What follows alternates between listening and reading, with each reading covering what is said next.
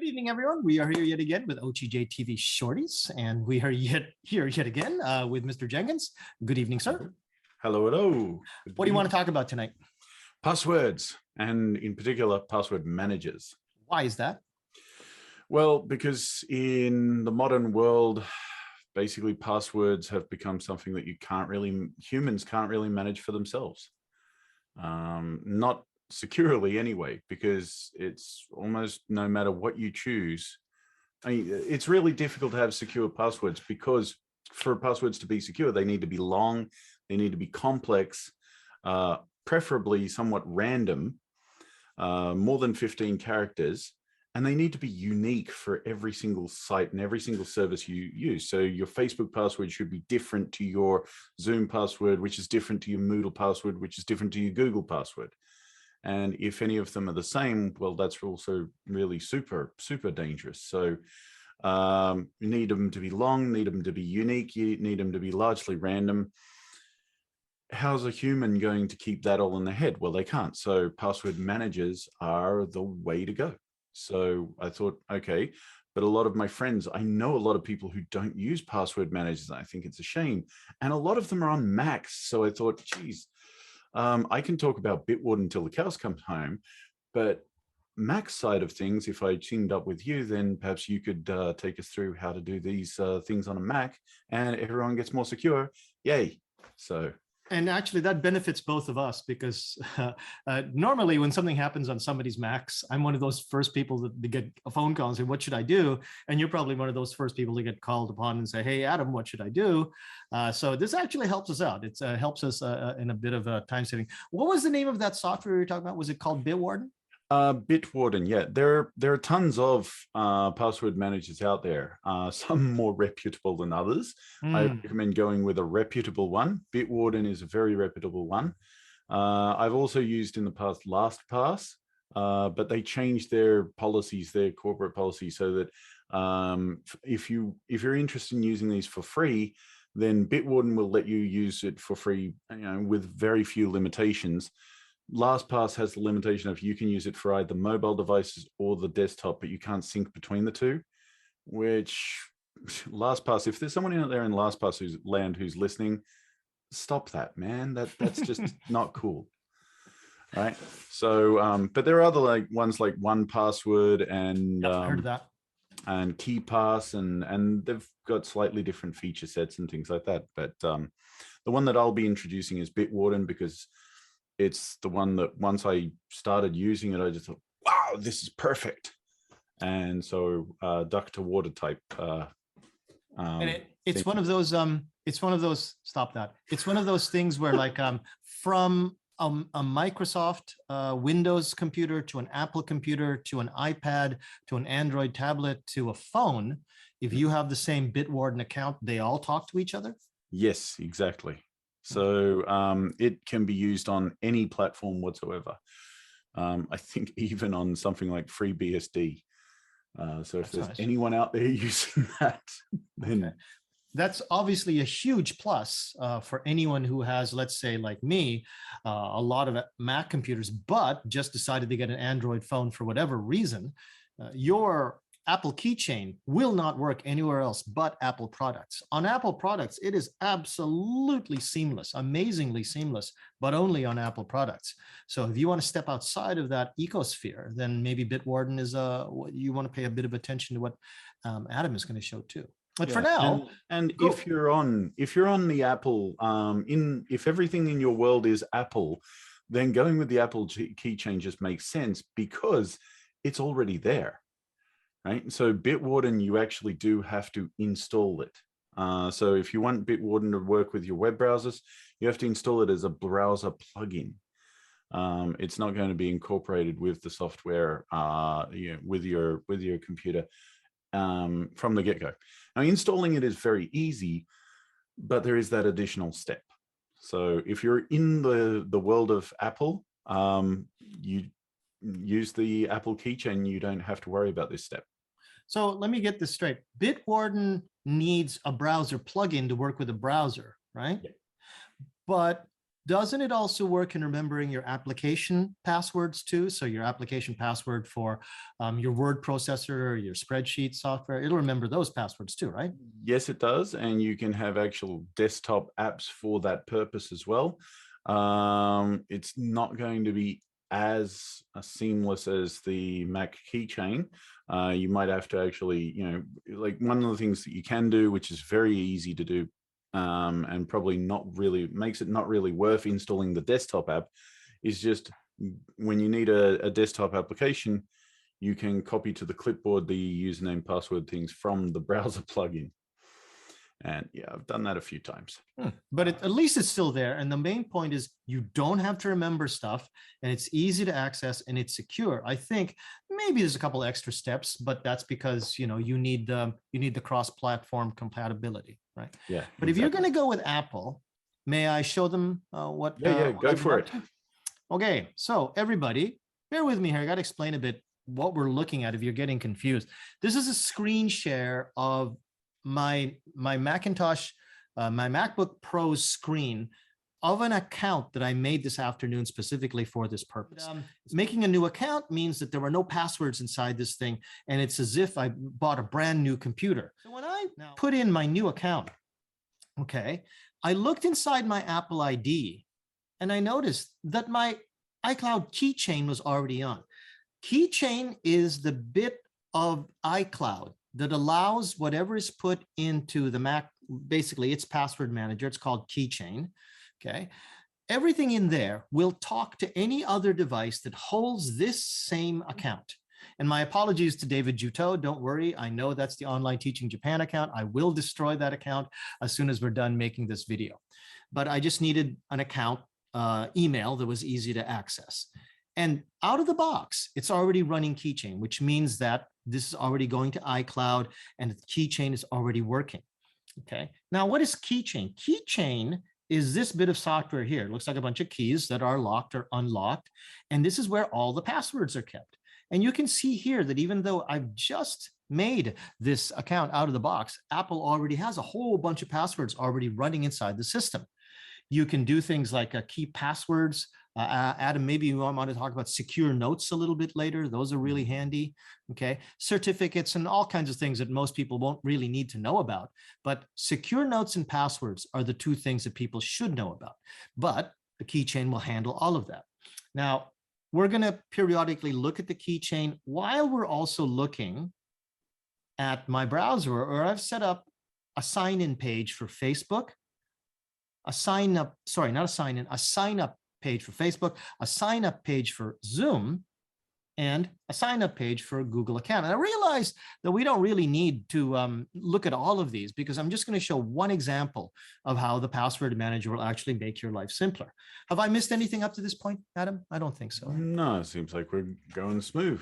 Okay, so I've already put in, a first name and a last name, typical of me. I do something like this. And Butthead Goldfish would probably not be on anybody's mind as an email name that they want to have at Google. So I'll probably be able to get this. But take a look at this. These are password entry fields, okay?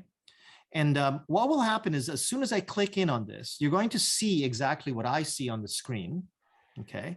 And you can see so it's telling you that that's where you already have some passwords. Now, because I've been doing this and preparing for it, I've already actually entered a password into this.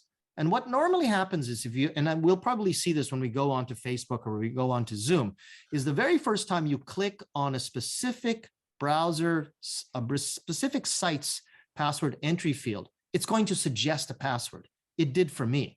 But let's say you see that key and you go, hey, what was that password? Just click that key, okay? And then it'll ask you to either fill the password, okay, or suggest a password. But there's my password. And it was already, if you can see, it was already very long, very strong. It filled in both. It's a very strong password. And it doesn't even show it to you because it knows that you're not going to remember it. What it'll do instead is, okay, if you go on to next, okay, it will save that password into the keychain right away. And if you want to keep the one that it just showed you, use that strong password. Some people might skip over that and they go, I'll never remember that password. I've got one strong password and I use it for all my sites. highly unrecommended. Go with what's being recommended here.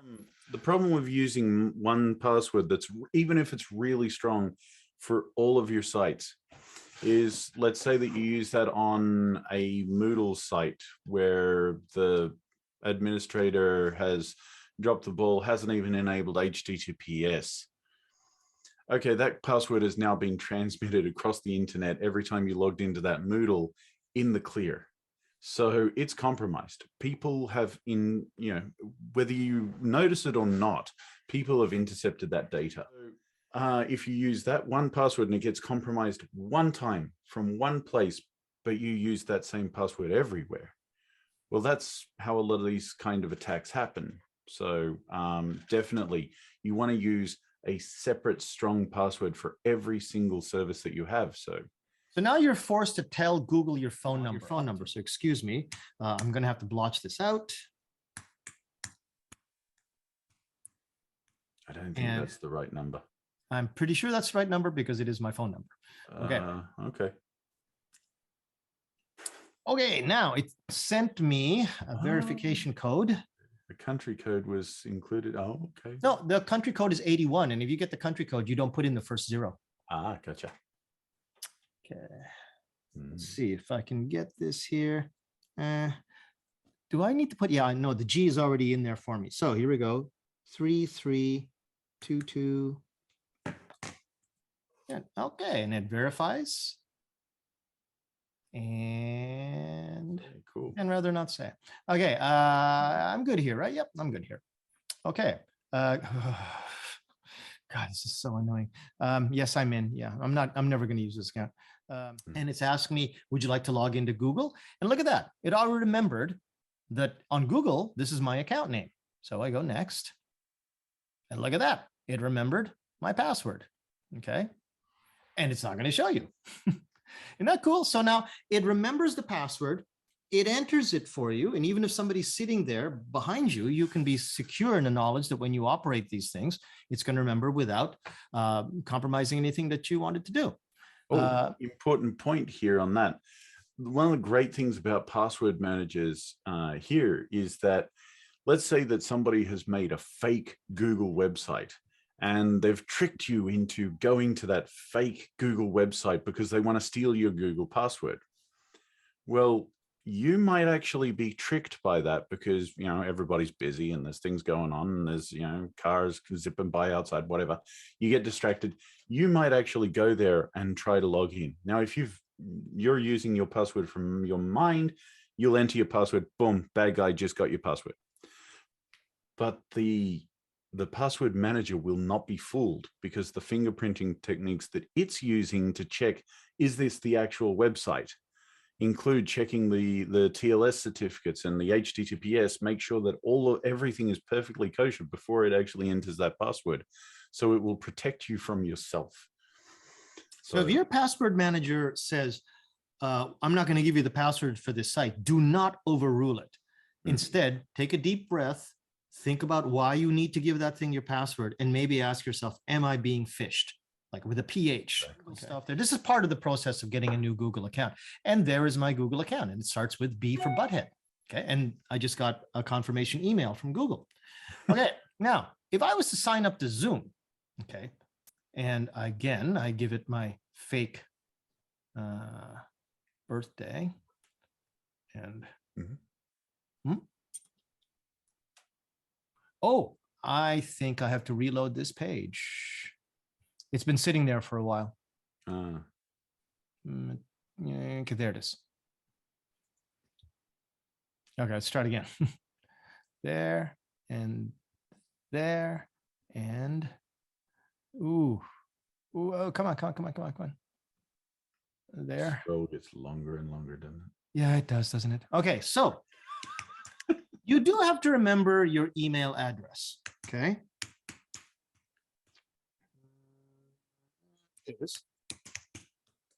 As long as you can remember that, which is fairly easy to remember, okay? It's going to send me this. Now I would go back to Google. There's my Zoom account asking me to activate. Okay, oops. And I activate my account. And there it's activated. Now, it asks me, what's your first name? What's your last name? Okay.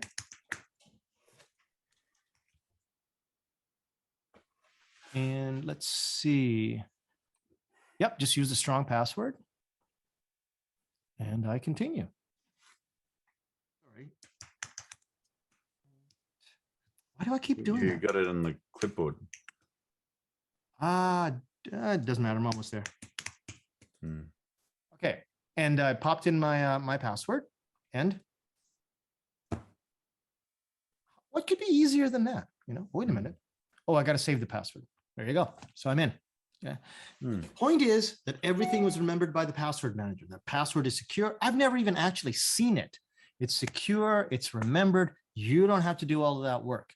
And as a matter of fact, if you look at the keychain now, you look into all items where it keeps track of all of the passwords for everything that's kept inside the password manager, you'll see the account for Butthead at the bottom. Okay, you'll see the ones alphabetically for Zoom, US, what is that, 05 for Zoom. Everything is already in here. Everything has been saved. And if you want to access it, you would just click this and then access by going Command-I. You'll have to give the password for the main computer to confirm that you're actually the owner of the account. And then it'll show you, but this time in the clear. So don't have anybody actually behind you able to see your screen what the password was that you showed. I can show you, but it's not a good habit to get into. So you should probably remember that I didn't even want to show it here. I think it pretty much covers it over here on the Mac. Adam, was there any questions you think somebody would want to ask? The other day we were talking about two-factor authentication, and we were talking about a place where you can save your backup codes. And one of the ideas was to save that as well to your password manager. So where would you put that? Now, if you want to put anything in your password manager that is absolutely protected by the password manager, which means that, you know, it's protected by your password, really easy place is to put it in something called Secure Notes. You go to Secure Notes, okay, come here and let's see, I believe you go to File, Password Item. No, there it is. New secure note item. So it's its own secure note. So give it a name that you like. Maybe give it a coded name. So if you wanted to say, hold all, like a recovery key for something, call it Butthead. Okay. Lock down the note. This is a note, or I'm sorry, not lock down. Write the note. Okay. Add. Okay. It is now in there under the coded name Butthead, and it will not be openable by anyone who doesn't have the actual text password to this account. Very simple. Okay. Very, very easy to do. So when, what was it we were dealing with yesterday that needed to keep those recovery keys? YouTube. That was a YouTube account, and or anything. There is a Zoom one as well, right? Yeah, there's a Zoom one as well. Yeah. Anything that tells you here are your recovery codes. These are very special. Keep them in a safe place. This is that safe place. As we were saying in the other first OTJtv Shorty, short of a safe, which is what Adam has behind his, and he's obviously a very paranoid person. That's a very big safe. Obviously, size matters to this guy. You want to keep it in here instead, because whatever is safe inside your computer, this is one of those things that are safe. So that's on the Mac. If you have any questions about this, please feel free to do any comments or any questions under this account, under this post in OTJtv Shorties. But what are you going to show us on this? I'll just mention as well that when we say that it's safe, we're talking about it's safe because it's encrypted. And the data is encrypted, even though it's synced with, say, iCloud and things like that. The data is encrypted before it leaves your device. And proper password managers, they do this. They'll encrypt it before it leaves your device. So even the password managing company itself, I mean, you go, well, I'm just telling BitWarden my passwords. No, you're not, because you're encrypting it before it leaves your device. And then it goes into the cloud encrypted in an encrypted state, so no one could read it. And then only once it comes back down onto your computer can it actually be decrypted. So, and that's one of the reasons why the password that is locking the safe must be a really good one. Unfortunately, though, you only need one password for that. So that's the advantage here. But they're locked, they're encrypted, and they're encrypted properly.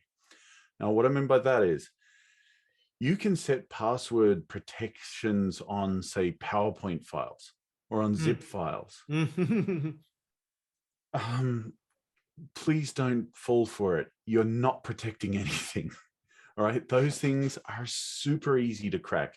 In fact, I recall one time recently, a friend of ours was wanting to open a password protected PowerPoint.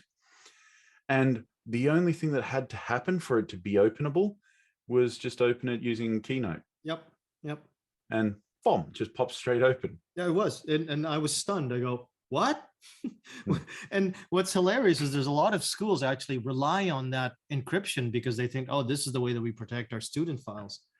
And so if you're relying on that kind of security to protect your secret list of passwords, don't get yourself a password manager, because you really need one.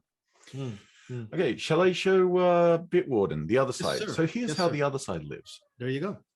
Okay, do I have sharing Yes, permission? you do. I made sure that. Yeah, I have not at sometimes in the past, but Yep, this time true. I'm good to go. Is this Zoom bar getting in the way? Nope, I can see it. I know what it is. At least it's not a shadow. I can actually tell that's the toolbar. Okay, cool. So this is BitWarden. BitWarden has their webpage, bitwarden.com. That's where you can actually get it from. Now, there are paid versions of BitWarden, but the good thing about BitWarden is, generally speaking, most people won't need the features that are included in a paid subscription. I actually do have a paid subscription, and it took me quite a long time before I actually started using things that I had to be paying for. Because they just, their idea is basically open source type attitude of security for everyone first and profit second. So I like that attitude, and I like the fact that I'm contributing to what I consider a very socially responsible company in that respect. So anyway, here's actually how you would grab it. You grab it from the BitWarden website. Now, they do install and allow you to install and sync. You create a free account, and then you can grab the desktop apps. There are desktop apps for Windows, Mac, and Linux. And also you can get web browser plugins. And I think actually for most people, the web browser plugins are perhaps even better and more convenient than the desktop apps, because there's not much you can do with the desktop app that you can't do with the browser plugins. Can I ask though, Sure. with the desktop app, will that remember your application passwords? For example, your password for Dropbox, your password for, I don't know, Adobe Lightroom or stuff like that. Will that be done by the desktop app as opposed to the browser plugin? It can be remembered, yes, but generally that's going to involve a little bit of copy paste movement. So it's not going to be as integrated as the MacOS Keychain. So MacOS Keychain, for example, when you did the Zoom one, as I understand it, if you then opened the Zoom app, it would populate that username password. Is that correct? It depends. There are actually, the Zoom app is one of the special applications that on the actual application will not use the password manager, but the website will. So I usually, on my Zoom application, I stay on my main application. And when I have to go to different accounts for different schools, I change my account on the website. Zoom is really weird that way, but it's a one way around it. But there are some applications, it's not because of the Mac's programming, some applications don't want to use the password manager, which I know is annoying, but it's something you sort of have to dance around. Thankfully, not a lot of apps do that. Oh, okay. Okay. It's, there's always some fine print, isn't there? Yeah, there is. Yeah. Okay. So anyway, for mine here, I'm going to actually get the Brave one because I'm using Brave, the browser. For all of those out there who are using Google Chrome, do yourself a favor and give Brave a try. It's faster, it's lighter, yeah. But anyway, you click on it and you click Add to Brave, and Brave will ask you, do you want to add this extension? You say, yeah, add the extension. Come on, bring it on. and boom, it's installed. So installation, fairly painless here, I'm thinking, right? In order to make it so it's visible on Brave, you can pin the extension, and pinning the extension makes it forever visible, right? That's a feature of Brave. So now we've got our BitWarden. Here is our BitWarden plugin is installed and ready to go. And so the next thing that we're going to want to do is actually sign up for a BitWarden account.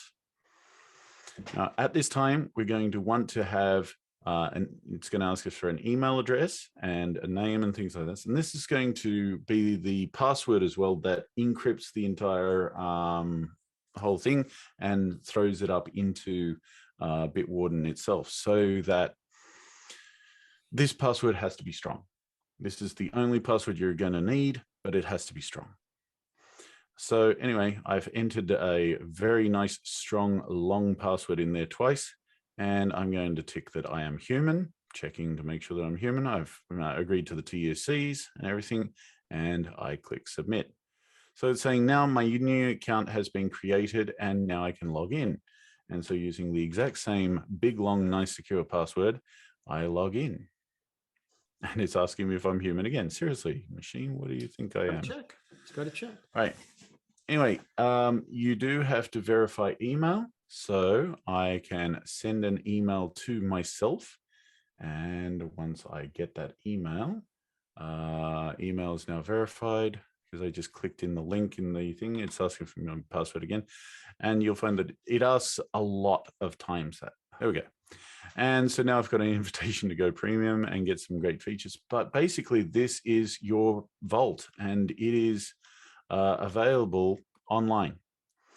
There are a whole bunch of tools. For example, you can import data from other password facilities. This was fantastic because I was able to export from LastPass and import directly from LastPass into BitWarden when I changed across. Nice. And actually, if you want a short list of reputable password managers, Dashlane, Firefox, KeyPass, LastPass. Oh, Safari macOS. There's even macOS. So if you're on the macOS system using Keychain generally, you could probably import your Keychain passwords into a BitWarden. So if ever you have to work on non-Mac infrastructure, you can have your stuff. Anyway, you also have a password generator. So this is how you can use it to actually make a big, long password.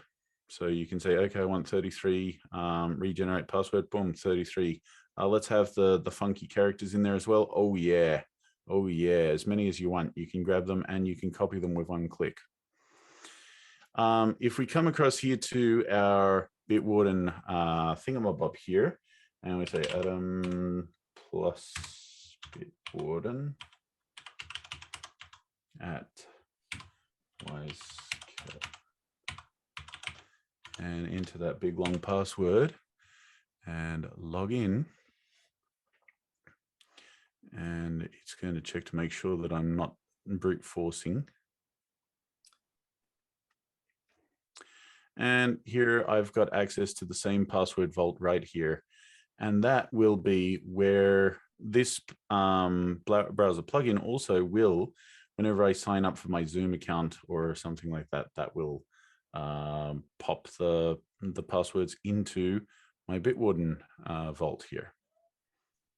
Okay, so I believe you can still see my screen. I'm actually logging into a Moodle 4.0 instance that I've got here. And that's because the Zoom one, for some reason, is not actually going to play nice with me for this when you're recording. So anyway, I click login and immediately BitWarden is asking me, should BitWarden remember this password for you? And I can select a folder or something, but I can just go save now. Boom, that's it. BitWarden has remembered this email, this login for me. So now if I go to the Moodle and if I log out and try to log in again, the second I go to the login page, boom, it's auto-filled. It's recognized that this is the page. That's the login. Click login. Boom, it's there. So big, long password, don't need to worry about it anymore. And all of my passwords will be unique. So what Yeah. we just learned there as a lesson is that even though 99% of the time what you and I are saying will work, everyone's mileage varies at some point. I personally was very surprised when I found out that Zoom, the desktop application, was not allowing Password Manager to talk to it. And I just learned to accept that, because the trade-off is, well, that, you don't want to use a password manager because some applications don't work for it. That's not really the best rationalization of things. Most applications, most websites will work with a password manager, and occasionally it won't work. But the nice thing is that at least on the Mac, your password was remembered. You can go look it up if you have to look it up and type it in manually. Whether or not BitWarden remembers, let's say, for example, Adam, they run into a problem where they noticed that BitWarden wasn't remembering a password, but they did get BitWarden to make a password, and it was in their clipboard, but they noticed that BitWarden wasn't saving. What are the steps they should take to make sure that that password that they just registered isn't forgotten? Yeah, so same with the keychain as well. You can manually add items, and you can add items to BitWarden manually and say, okay, we want this to just, when I'm on this website, this URL, this is the login, this is the password. So you can actually add these things manually. It's not the most efficient. It's a little bit of a fiddly, sort of a pain in the butt to do, but sometimes you have to do it. And actually, you might say that, oh, this is, BitWarden wasn't working on that, but none of these things are ever going to be perfect. And they're not necessarily going to be super hyper convenient. It's not going to be more convenient than using the same weak password on every single website you have. It's not going to match that inconvenience, but it will totally win over that for security. Yes. So, I mean, actually, Jose, when you were doing yours just before, I did actually notice that instead of putting your email address in Butthead Goldfish, it put in Cruise. Yes, it did. That's right. You're right. You noticed that, did you? So yeah, it did. It's not going to be perfect. No. And it doesn't have to be. You have to still perhaps pay attention to a few things, and you will encounter glitches or something. But the payoff in terms of security is so worth it. And all the time that we do encounter weird problems, I'm not pointing fingers and I'm not saying, j'accuse or anything, but it's always Zoom. That Cruise misentry was on Zoom. The point where I was saying that that application wasn't remembering my password, autofilling my password on the desktop application was Zoom. And the only time that you've encountered a problem with BitWarden knowing what to do was on Zoom. So I'm not saying somebody's not programming right, but I've got it. The password managers are perfect. It's Zoom that's wrong. There you go. There you go. There we go. But in the same sense, okay, so does that mean you should give up Zoom? No, Zoom is extremely convenient, and we can't live without it. We just learn to work around it. So it's the same thing. Sometimes password managers aren't perfect. You learn to work around it. You still have a lot of benefit to it. So yeah, but just definitely when you're making these passwords, so when you're first logging into a site for the very first time and you want that password to be saved, definitely make sure with your own eyes, check to make sure that it was saved, because it's a big, long, random password and you're not going to get that back if you haven't saved it properly. I would also suggest to people that when you're starting to get into the deeper bowels of trying to get your computer to do something that you've never asked it to do before, I was writing about this in the book. I'm not going to mention the name of the book because that would be self-promotion. But in the book, I tell people to start using an attitude where you're paying attention to every step that you're taking. You're not just blindly pushing buttons. You're not just going, oh, whatever, I just want to get this over with. This is important. Pay attention to all the buttons, pay attention to what all the notices are saying. Adam was the one that pointed out to me that, no, that's an invitation to spam your friends. And I wasn't paying attention to that. I had to tell Adam, no, that's a sign-in page. That's not a sign-up page. And even the best of us will miss details, but we're already paying attention. If you don't pay attention, you're going to miss even more details. You're going to miss a place where you're supposed to check a box and you didn't, and that sent you off completely different trail. So pay attention when you're doing important stuff like this, especially for the first few times until you get used to it. And also, pay attention. Don't feel bad if you miss something, because a lot of the guys these days are actually counting on you to miss stuff. And they're deliberately designing websites these days so that you will miss stuff. So I've had that before. I've actually dropped companies that used to provide services to me because their interfaces were so predatorial in their design. It's just, I'm going to prey on the, they'll have the, sign up button shaped like you would normally expect a cancel button to be. And there've been companies that did that, and I've told them, no, you don't get away with that. And then they said, well, you don't like it, leave. And I said, okay. And I left. So, last laugh. Yeah, I think I'll tell my 2,000 other friends. Actually, what's OTJ up to now? 3,000 friends. 3,000 friends that I can tell. Thank you very much. But if the all else, please start using your password manager and use the power of OTJ. If you have any questions, if you have any comments, put them underneath this post. Let's share information. Let's get everybody up to better practices. It is good practice to use a password manager. Yeah, and you will perhaps encounter a slight encumbrance. You'll say, oh, this is Mendoza, it's a little bit troublesome or something for the first week. But I'm guessing, what do you think, about a week or so before they say, oh, how did I ever live without it? Yeah, exactly. It's about a week, and then you start saying, how was I ever surviving before?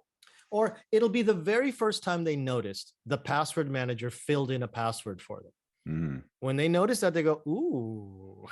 Or they no longer have to make passwords. If some people were trying to live in both worlds, where they're going, well, I don't want to use a password manager because I'm kind of scared of it, but I want strong passwords. So they were like spending 3 minutes to make a password. And the password manager suggests a password for them, fills it in twice, and then automatically saves it for them. That's the moment that the box is ticked, right? Yeah, I think also for me it was that you've got your passwords. Okay, I've got a whole bunch of secure passwords. Oh, but what about this thing? And then you pop it open, you open up, Facebook or whatever it is that you're opening up, and oh, the password's just there. Cool. Yeah, that's very helpful. And whatever security you're using, if you're using a fingerprint or a face ID or whatever, these things can lock it in the same way as it will, lock the same thing. So on mine, it's actually a fingerprint scanner. To unlock my BitWarden on the phone, I have to use the fingerprint. On the Apple system, it's either, depending on your device, a fingerprint scanner on my MacBook, fingerprint scanner on my iPad, my Face ID, or my text password on my phone. And and that just once makes you're in, it's great. All the more convenient, right? Because you don't necessarily have to remember that big, long, solid, secure password you set. So it's good. Ideally, passwords, get rid of them. Log in with your Google Open Authentication OAuth 2 or GitHub login or Microsoft login, Microsoft Office 365 login or something like that. So you can minimize the amount of passwords. But for so many sites, passwords are just an unfortunate fact of life. If you're going to use passwords, make them long, make them complex, make them unique, make them secure. Let the password manager do the heavy lifting for you. Right. And I also want to remind everybody, this is actually part 2 of a series that we did between Shorty number 1 and Shorty number 2. Shorty number 1 is on the same YouTube playlist as this is. So I would suggest that you go in there and take a look at how to use two-factor authentication. And if you want to use password managers, do remember that you should also be using two-factor authentication. So watch that video as well. And I promise, if I come back for Shorty number 3, that time it really will be short. Yes. Yes. I'm sorry, everybody. I know these are taking a long time, but this is important stuff. And we tried to make it as short as we could. Okay, so please forgive us if it went a little bit over time, but we tried to make it worth your time. Thank you very much. We hope you did find it useful. I think you did. I always like talking to Adam. Thanks a lot, buddy. Thank you. Stay secure. Nighty, nighty.